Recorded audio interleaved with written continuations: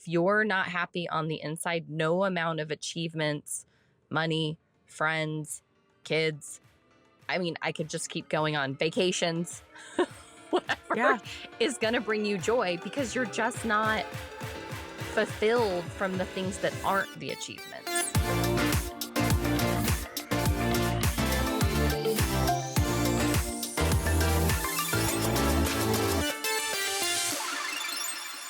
Hi, I'm Jen.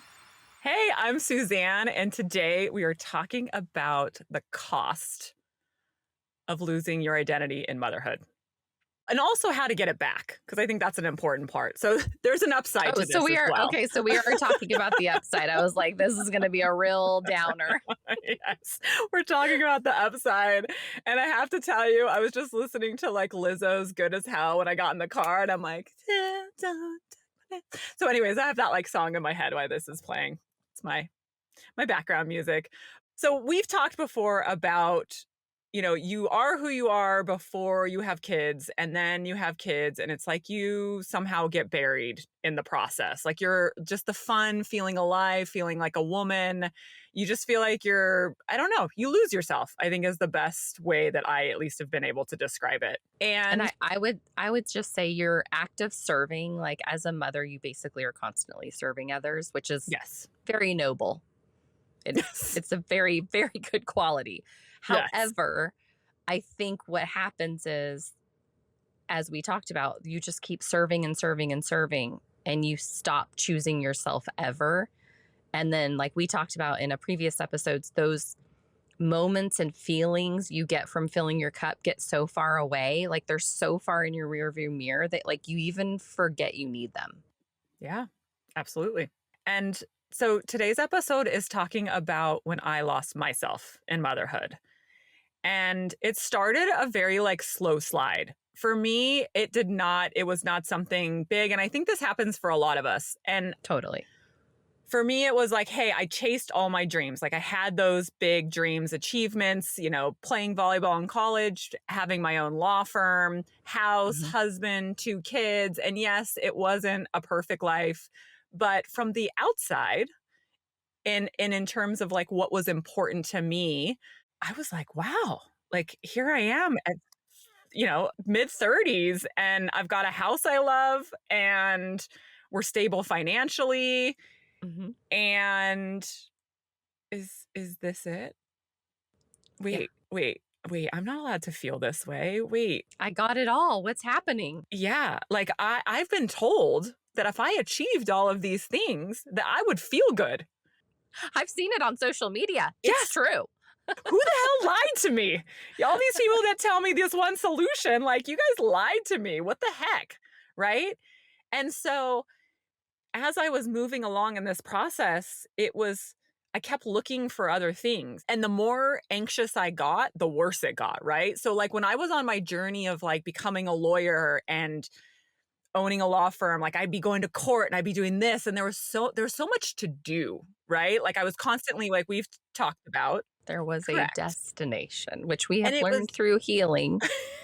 There are no destinations. So I will just drop that little mustard yeah, seed for somebody. There is yeah. literally Mustard no seed? destination. Yeah, Is that like a thing? it's a faith thing. Oh, It's like you only need a mustard seed of faith. So I think that's where it came from. So I'll okay. just say a seed. Okay. I've heard seed, but I was like, mustard seed? Okay. All right. You know me, if I hear it somewhere, it's coming back out my mouth. So I can only listen to good things.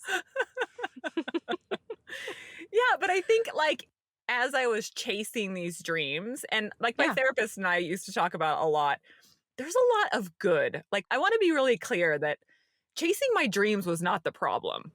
No. There was some great things I've gotten along the way from chasing my dreams, and I'm so glad that I have the work ethic that I have and that I pushed.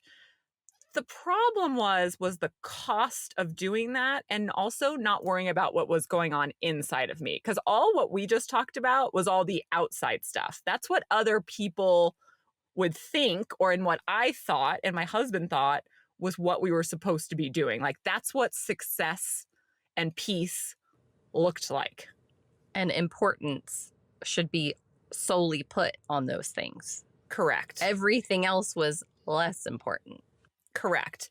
And it led me, as time went on, like I was operating out of a place of fear by the end so much, like I'm going to lose it. It's a house of cards that looked like thoughts of me being depressed, anxiety, like, oh my gosh, if I don't keep all these balls up in the air, the catastrophizing started and my life's going to be terrible. We're going to lose the house and I'm going to lose my practice and I'm going to lose my kids and my husband. And basically, I'm just going to be out on the streets. And I would also say that you were kind of at the pinnacle of everything, right? Like when this happened, it was like looking back, right? Yeah. It's so easy. Like you already owned your, like for an attorney, owning your own law firm is kind of it. Like you didn't necessarily want to be a judge or whatever. So like you had kind Correct. of reached your peak of like what you wanted. And then it's like you get married, check. And then it's like, oh, and I have my 2 babies, check. So as far as like what you were chasing, and I think especially for my gold star chaser sister, you didn't have like the next thing you were supposed to be chasing. Instead of getting there and being like, I'm here and this is amazing, you were like, I'm here and like parts of it are amazing, but like, why do I feel like this? And there was no other thing. So I think what you're trying to say to the listener is then you were like, oh, well, what else could I chase? So you started looking Mhm. around for something else to chase because the feeling inside you was crippling. That is a very accurate description of what it was. It's so funny, right? I see it from the lens of, see, I had everything, people, and I didn't feel that Yes. way. And I love it. Yeah. Like you see the connection piece, which is like you were looking to connect with something. Yes. And then COVID hits. So I'm in Hmm. this kind of crisis of faith at this point in time, Hmm. wondering, what do I do next? I tried a whole bunch of other things, like maybe if I practice this area of law, or maybe if I do this, or I start this. I Yes. mean, you know me, I tried 19 Yes. different things. And also, 100%. mind you, it was all doing, Doing right? lots of doing. Because Yes. being calm or sitting was just not, my brain was constantly going and I was ping ponging between being so busy to like shut down Hmm. because my nervous system was just going haywire. I was in constant survival mode, which sounded absurd to me because it was like, wait a minute, I've reached the What am pinnacle. what am I surviving? What, like, I What? have this amazing, beautiful life. Like, I don't What am I understand. Totally. And COVID hits. And because of my husband's, if you listen to a prior episode, my husband has genetic lung disease. When COVID hit, we made the decision, and no, this is not a discussion about COVID and its rights No. and wrongs or whatever. Yeah. We were very afraid that he was going to get COVID, and so we stayed in our house for Hmm. 14 months. Yes. Yes, you heard that right. We were in our house with very limited interaction with the outside for 14 months. Hmm. Would I do it again? No, I would not. However, it is what it is. And as much as it was terrible, I can look back now and say what a blessing it was in some ways. And the blessing was the law firm essentially shut down for a period of 3 to 4 months because no one could Hmm. do anything. The courts weren't, I Right. was in litigation and like nothing was, like the world, we all shut Nothing was down. open. Yeah. So we were now in our house with no one to do anything with, like no Hmm. one to talk to, nothing to be busy with. He wasn't going to work. My kids were home. Yeah, like it was basically just right. And now we've hit summer, so they're not even like in school either. So Hmm. we really have nothing to do. Well, that slide came to a severe impact at the end. And I found myself searching for any escape I could find, whether that was in food, alcohol, reading, TV, which I now know are very common escapes, but I think I'd Yeah. never been in a situation where I had nothing to do. I literally was just sitting there and I was crawling out of my skin. And I Yeah. had so much shame because I was like, you have this great life. What's your problem? Why are you even feeling this way? Why are you needing to escape? You're gaining Hmm. weight. You're not interacting as much with your family. Like, and again, I also recognize there was a million other circumstances going on at the time, but I'm saying Yeah. from my point of view, Sure. I hit the wall and I wouldn't talk to anyone. I went into depression. I gained over 60 pounds Hmm.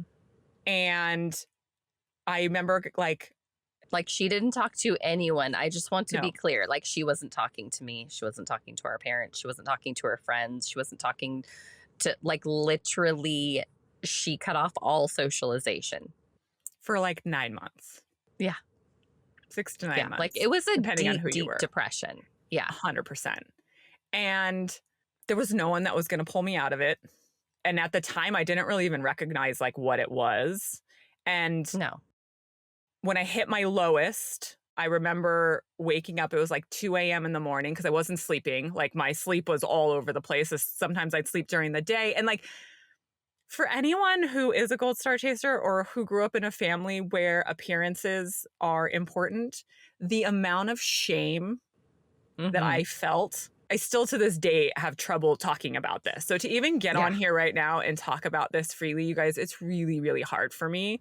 And it Yeah. makes me want to cry. And at the same Yeah. time, I'm really proud of myself that I pulled myself out of it. And what I found on the opposite side of it was I ended up selling my law firm. Mm-hmm. I ended up starting a podcast with you. I'm Mm-hmm. starting a new business. I have Mm-hmm. an amazing relationship with my family, especially my kids now. Mm-hmm. I have completely turned my life into a different direction. And that's no shade on my prior life. It's just not the Mm-mm. life I wanted. I have so much more peace in the life I have now. But Mm-hmm. I remember sitting there, and now I call it my comeback era because like It is. throwback to Taylor and all the Yeah. eras, like this is Yeah. my comeback era. And I had gotten to the point where the over functioning, it stopped. I couldn't even overfunction anymore. It had No. gotten to the point that like the only option was to shut down. Yeah. And as I shut down, I remember, you know, looking on the internet and being like, how do you find your passion? Like, how do you pull yourself out of a depression? Like, I kind of Mm-hmm. knew what was going on, but it was like you're underwater. Yeah.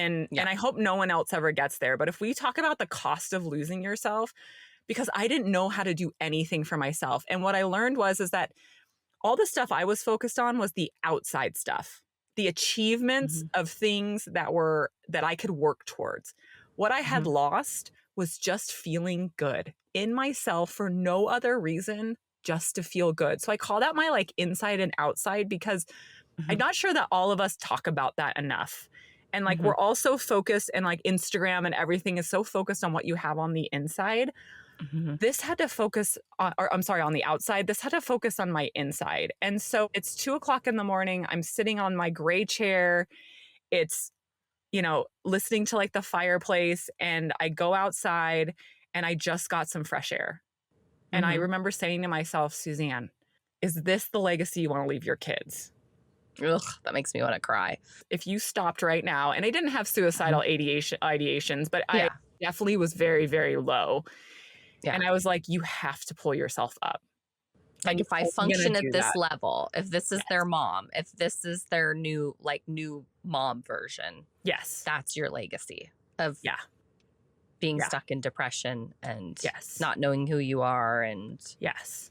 And seeing all my unhealthy habits. yeah. And I think there's so many women that might not have hit their rock bottom, if you will. Yeah. But there's so many women that just keep bouncing there and they don't tell any of their friends. Like they literally tell no one and they just sit in their shame or it creeps in and they go back to their busy. And I'm so proud of you for talking about this because so many people are going through this. And if you're listening to this, you are on your healing journey. And so I'm hoping that you feel a little less alone by Suzanne sharing this story because there should be no shame in it. No. And I bobbed. If you think about like being in the Yeah. water and like having your head above water and then going below, and like I Mhm. bobbed for 15, 20 years. Like, I mean, this was like, when that's what I say was a slow slide. Yeah. And then, it converged at COVID. And, the whole reason I'm passionate and I talk about a lot about it in Sparked Mom is like, I found I needed to find little sparks that lit me up on the inside because Yes. I was very capable of and I'm still very capable of getting outside things, but I needed to start finding inside things. And at that time, it felt like unless I did a total overhaul, I was never going to start my comeback era, Mhm. right? Like Yeah. it all felt impossible. And it all felt like, just start working out, just start eating better, just start like it all felt like any of those things just felt like very just like big and very overwhelming. And so when I talk about small, you guys, I am talking about like, Suzanne, can you get off your couch and go walk around? Can you Yeah. even be on social media and find happy things that you would find that would make you smile? Can you turn on a movie that you used to like love? Can you have a cup of coffee that you actually enjoy? Like, can you go drive to a store and get a cup of coffee that you actually like? Like, I am Mhm. talking about very, very small things. Yeah. And if you would have told me back then that that would have what helped me out of my depression, I would have looked at you like you were nuts. I'd have been like, sure, getting a cup of coffee is really going to do it for Pass. me. Yeah, let me go walk around the block and all of a sudden I'm going to feel better. But what happened, and now looking back is what I realized Yeah. is because it builds, right? But what I Yes. realized was by creating those small little moments, just a minute of peace for me. And it gave me like a minute to smile or a minute to I was gonna something say, to you say peace. build I on was gonna say it brought you joy. and joy. And And well, a joy was not certain something, but internal joy, because correct, your joy came from external things. I don't think correct. you had a lot of internal joy because that was Nope, just not something you focused on. correct. Not because you weren't capable of it. It was just Yeah, never it wasn't productive. we and it wasn't taught to us to be productive. It wasn't Correct. taught to us to, like it was just like go out and do your thing, chase your dreams. It wasn't like and don't Yeah, forget to take care of yourself, right? Like somebody needs to be in yeah, the back going, because all of those things mean nothing if you aren't happy on the inside, which is, I think, I mean, we both went down two very different journeys, but yeah, at the end, that's the truth. Like if you're not happy on the inside, no amount of achievements, money, friends, kids, I mean, I could just keep going on vacations, whatever yeah. is going to bring you joy because you're just not fulfilled from the things that aren't the achievements. But I do want to note, and I think that this was important. Joy, it can be not a scary word, but a difficult word because I think most of us think of joy as that like feeling alive and feeling excited. And what I want to explain Mm, is like, so when I paused before and said like, joy to me is just about really just, it can either be a feeling of peace, it can be a smile, it can be a big spark, it can make you feel hmm alive. Like it has a really big spectrum. And I hmm think if you have, and that's what I mean when I said, like, if someone would have told me taking a walk or listening to like fun music while I cooked would make me feel joyful or like pull me out of this, hmm slump I was in, I would have looked at them like crazy. But what I realized is like, it was little moments I could build on and kind of like how a fire starts. And that's a whole thing about a spark is like, that's how a fire starts. It's just little hmm sparks go off. And pretty soon they build and they build, and then it has a ripple effect. hmm And if I wouldn't have lived it, I wouldn't have believed it. But I am so passionate now. And that's what I talk about at Sparked Mom, like my comeback hmm era, and that other moms can have their comeback era because believe me, I have lived at the pinnacle and I have lived at the bottom and I have pulled myself up and I've lost the hmm 60 pounds and I've eat hmm better now and I have better relationships with my kids and my husband and my hmm friends. And we're doing this podcast together and now hmm sharing things that I would have never, from a vulnerability standpoint, put out there to the world. And I'm Absolutely. so much happier. And it doesn't mean my life's perfect and stuff still goes horribly wrong at times, as you've heard on other episodes. But just like the inner feeling and inner peace and inner joy and happiness I have is so worth it. So, and if you're interested, come check it out at Sparked Mom. I'll put it in the link. But again, I think to wrap it up is the world is very concerned about your achievements. You can be concerned about your achievements, but ultimately it's like, how are you feeling inside? And you're not alone. I think the vast majority of moms are not looking for themselves and their internal lights. They're Yes. looking to the external. So please look to your internal light, okay? Look for it. Yes. It's there. And Yes. And I would say the question for the listener would be like, what's one small moment you could do today or tomorrow? And I think kind of looking for them, like you said, like, what's one thing you can just do for yourself today that would give you some joy, whether it's an old song that you used to love, you know, when it comes on the radio, or get yourself a cup of coffee at the fancy place, or go out in your backyard and have your own cup of coffee in peace and just don't listen to music and just listen to the birds or whatever. I don't know. There's just like literally less than 5 minutes, just for 5 minutes. What could you do for yourself today that would bring you a smile? Yeah. And that's it for today. We hope you discovered something in my story. See you next time. Bye. Bye.